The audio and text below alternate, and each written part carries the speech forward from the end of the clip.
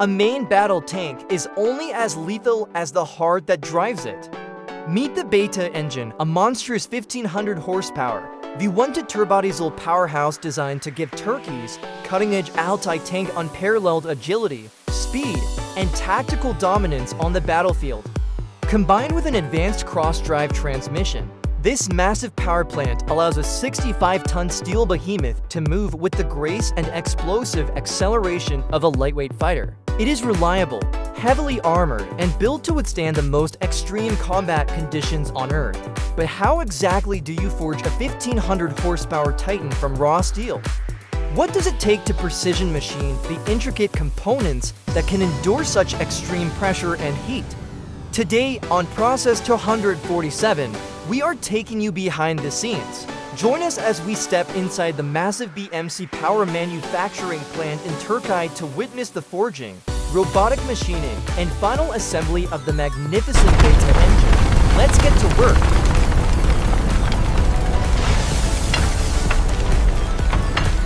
The raw casting enters the 5-axis CNC center, where microscopic tolerances dictate its ultimate battlefield performance.